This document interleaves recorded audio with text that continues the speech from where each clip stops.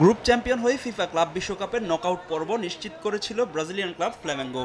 তবে সেখানে তাদের সামনে কঠিন চ্যালেঞ্জ। কোয়ার্টার ফাইনালের টিকিট নিশ্চিত করতে হলে ব্রাজিলিয়ান ক্লাবটিকে লড়তে হবে জার্মানির সবচেয়ে সফল ক্লাব বায়ার্ন মিউনিখের বিপক্ষে।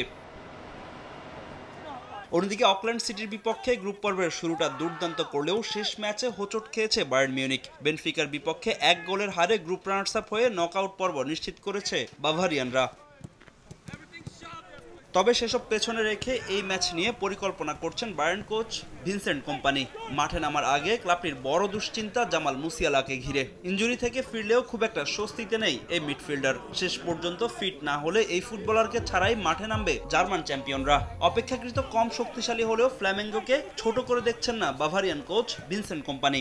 ইউরোপের শীর্ষ প্রতিযোগিতামূলক টুর্নামেন্টে যেমন ম্যাচ হয়, এই ম্যাচটাও তেমন হবে। ফ্ল্যামেঙ্গো দুর্দান্ত দল, তারা গ্রুপ চ্যাম্পিয়ন হয়েই এখানে এসেছে। আমাদের কঠিন চ্যালেঞ্জ নিতে হবে। জামাল মুসিয়ালা মাত্রই ইনজুরি থেকে সেরে উঠেছে, তাকে আমরা সময় দিচ্ছি। তার পুরোপুরি ফিট হওয়া দরকার। তবে এই ম্যাচে তাকে দেখা যাবে কিনা তা নিয়ে কিছু এখনই বলা যাচ্ছে না। অন্যদিকে গ্রুপ পর্বে পাওয়া আত্মবিশ্বাস বায়ার্নের বিপক্ষে কাজে লাগাতে চায় ফ্ল্যামেঙ্গো।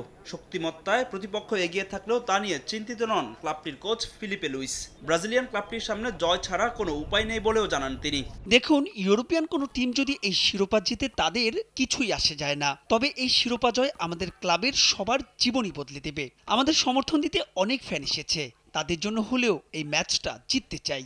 বায়ার্ন মিউনিখের প্রেসিং ফুটবলের বিপরীতে নিজেদের খেলার ধরনের কোনো পরিবর্তন আনতে চায় না ব্রাজিলিয়ান ক্লাবটি। ফাহিম ইসলাম, সময় সংবাদ।